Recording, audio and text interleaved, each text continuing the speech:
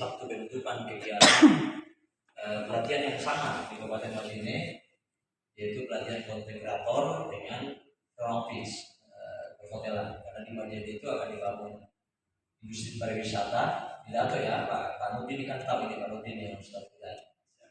Jadi kita bawa ke sana menciptakan sumber daya manusia yang relevan yang berkelanjutan industri perhotelan di Kabupaten Majene.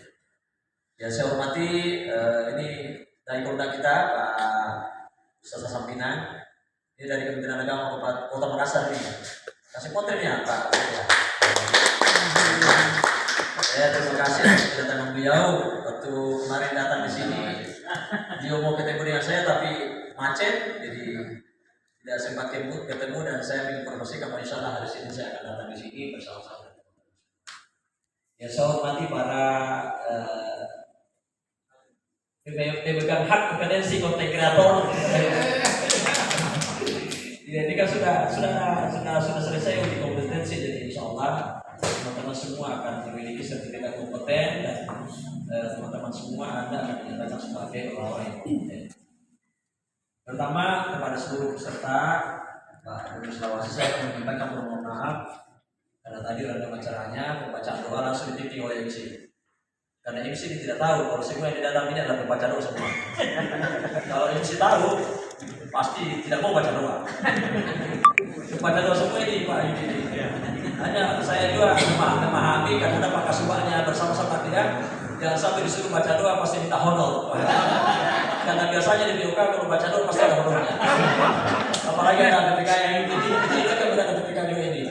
Tapi jangan khawatir kalau lawas baca doa insya Allah tidak butuh amplop. Tapi kalau ada tidak masalah. Biasanya begitu kalau kita di pondok dulu ancaman, wah gembira sekali kalau ada ancaman. Jadi orang di pondok dulu pak kasih uang, pak kapal, orang orang mati gembira nih. Kenapa kita gembira? Karena kita diundang mengaji.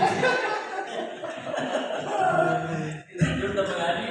Ada kita dapat gembira sekali karena mereka dari ancaman itu dapat sarung. Kemudian saya kalau pakai sarung sekarang, kita sekali pulang dari ancaman. Bapak-bapak ibu sekalian saya muliakan, tentu saya selaku kepala balai Bantaeng mengucapkan terima kasih yang sangat luar biasa dan apresiasi yang sangat besar.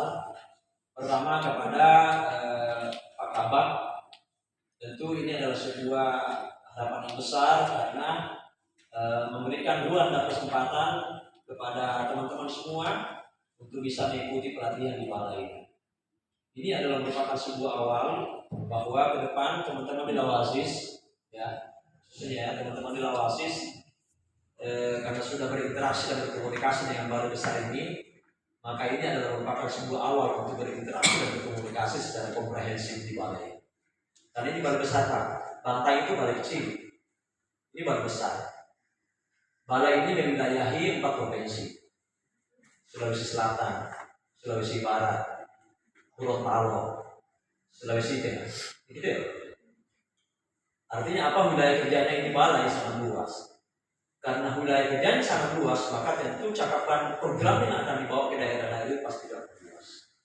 Oleh karena itu biasanya, bukan lagi biasanya, faktanya bahwa di mana balai itu berdiri, maka di situ akan banyak memberikan akses manfaat yang besar.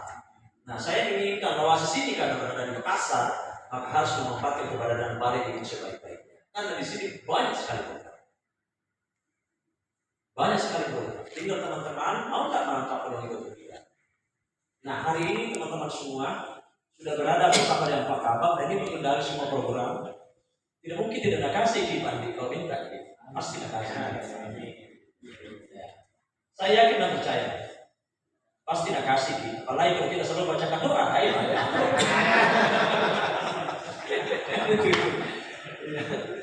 Yakin saya dan percaya.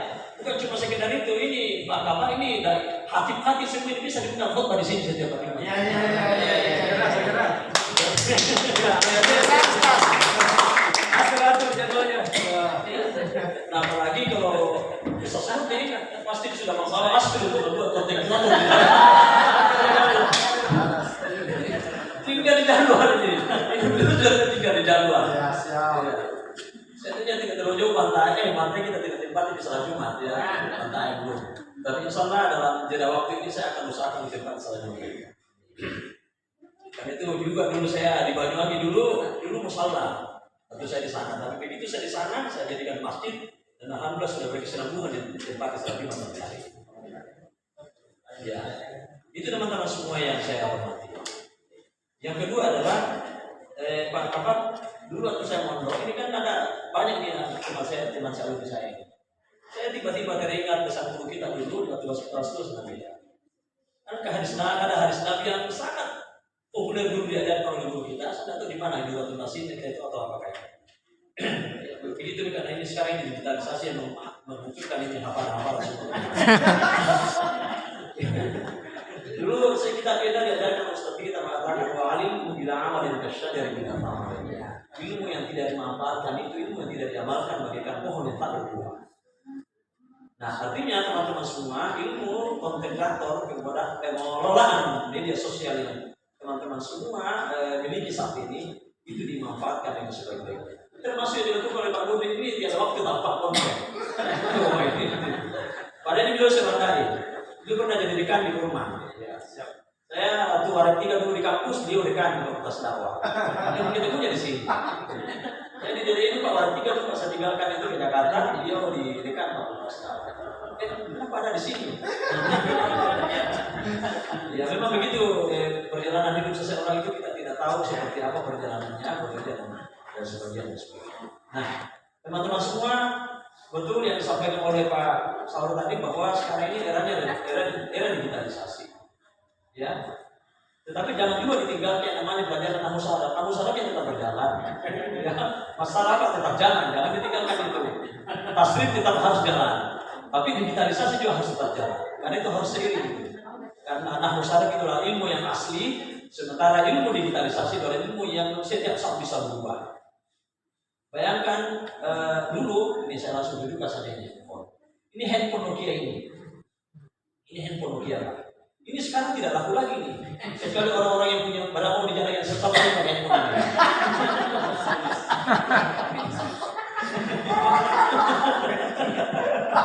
Ini sudah ketinggalan. Ini saya sengaja bawa Pak, karena ini menjadi contoh bagi kita semua. Tahu enggak ini? Dulu ini sangat masyhur ini Nokia ini di daerahnya pada saat muncul. Saya masih pelihara sampai hari ini. Pak Kasuba sudah tidak pelihara lagi. Ya akibat yang membuat ini ketinggalan ini perkembangan industri, revolusi industri ini sekarang sudah HP Android semuanya.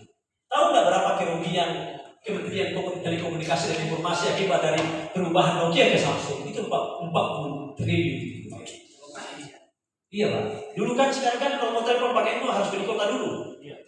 Beli paket dulu baru bisa ditelepon. Tapi dengan adanya WA sekarang itu 40 triliun itu kekurangan pendapatan diakibatkan dengan dari perubahan digitalisasi yang berkembang saat ini. Kan orang WA itu tidak perlu punya kota yang banyak, tidak perlu pakai data handphone, tidak perlu. Cukup ada jaringan sudah bisa di orang baku telepon. Cukup ada wifi sudah bisa di orang baku telepon. Tapi kalau Nokia, ya bagaimana wifi-nya tidak bisa juga karena dia tidak punya aplikasi wifi di dalam sini. Itu namanya perkembangan teknologi dan informasi yang begitu cepat berkembang saat ini. Nah, oleh karena itu teman-teman semua, seperti harapannya tadi Pak Sarul, Lawa Aziz, ini kan baru dasar, betul, ini masih dasar Pak.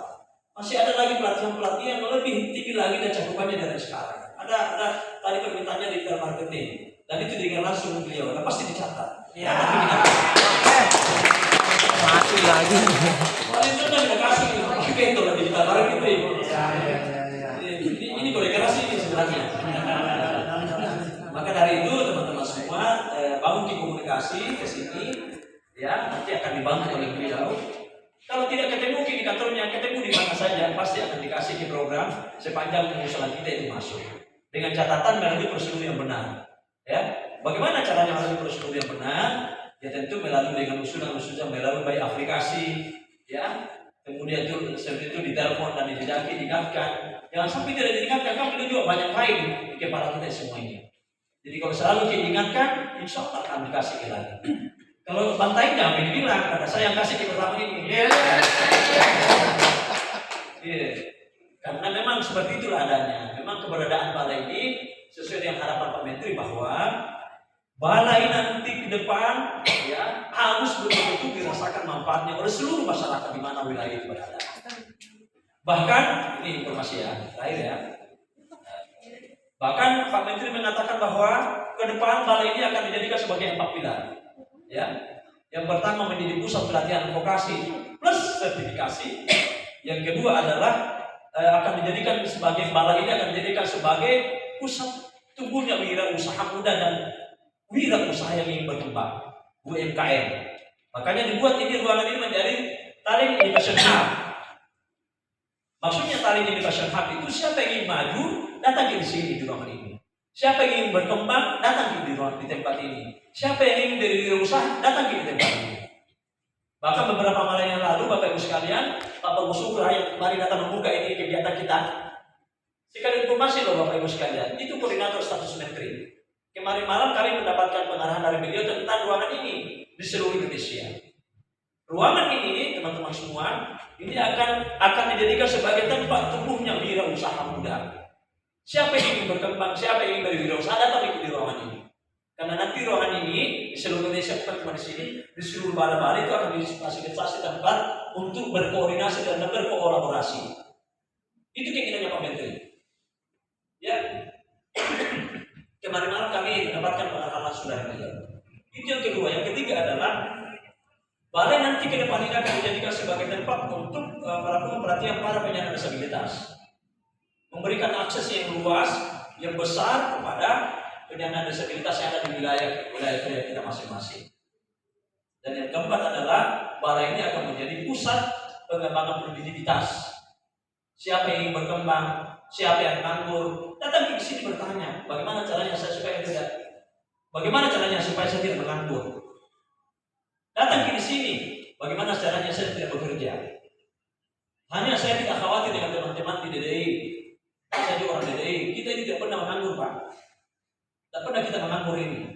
Karena sekali kita baca doa dapat pendapatan kita. Betul ini. Saya jatuh masih di Jakarta Pak. Tahu nggak tugas saya waktu di GBT ini? Tugas saya baca doa.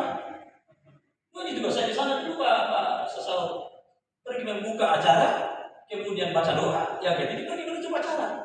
Dan selalu dapat amplop. Dan amplopnya tidak ringan Pak. Itu tebal-tebal amplopnya. Ya barakahnya dari diri itu. Nah, apalagi kalau kita punya pengetahuan di bidang organisasi. Terakhir, teman-teman semua, ini saya ingatkan dimanapun saya berada. Kalau kita ingin menjadi pedagang, kalau kita ingin menjadi pengusaha, di era digitalisasi saat ini tidak perlu lagi kita pergi membangun toko di sentral. Tidak penting lagi kita membangun toko di sentral. Dan itu bisa kena bencana hancur itu kita punya toko. Kalau kita ingin menjual baju, tidak perlu lagi kita ke pasar tutup. Tak perlu lagi Ustaz. Tak perlu lagi kita pergi ke pasar tutup kalau kita menjual baju.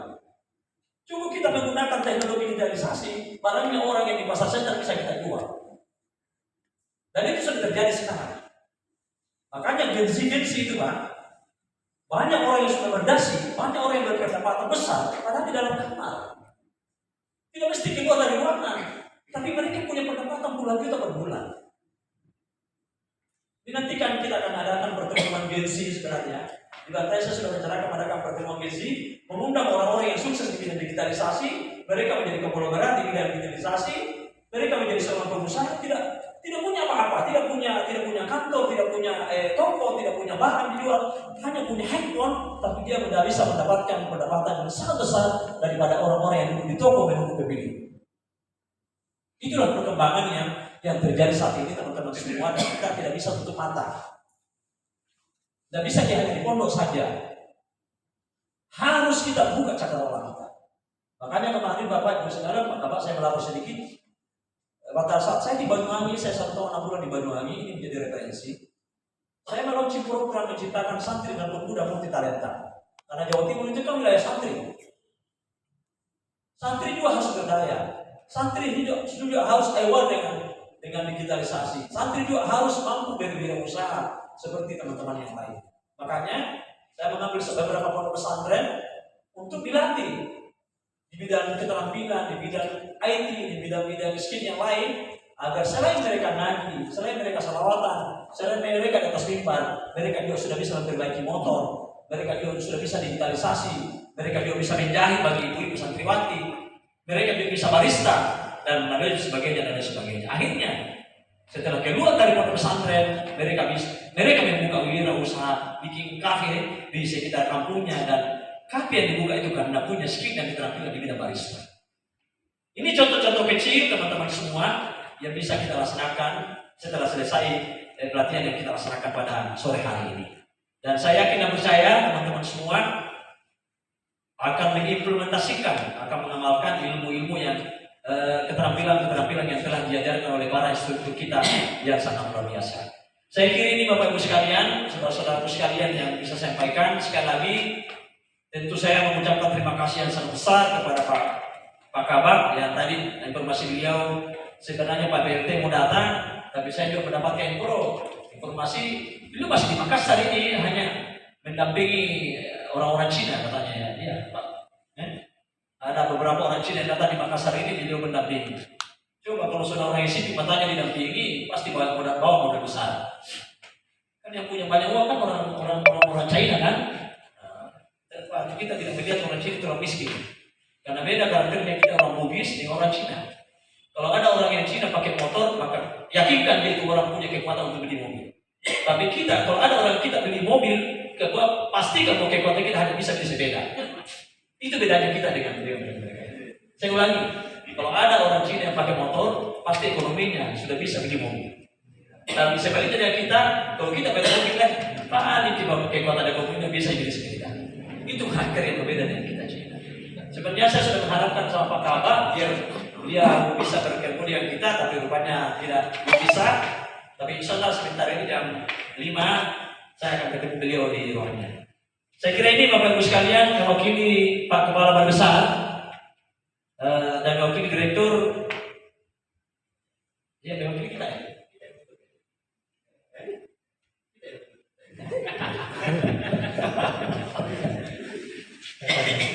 Dengan mengucapkan syukur alhamdulillahirrahmanirrahim, pelatihan teknologi training untuk program konten kreator saya nyatakan ditutup.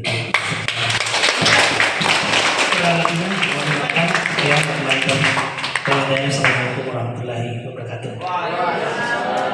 Terima kasih Pak Kabar yang telah berkenan menutup kegiatan kita pada hari ini. Sengaja saya kasih dia untuk menutup biar nanti ada pelatihan-pelatihan berikutnya itu yang akan buka lagi.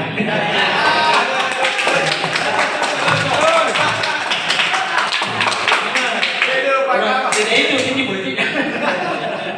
Bagian dari marketing. Bila itu wassalamualaikum warahmatullahi wabarakatuh.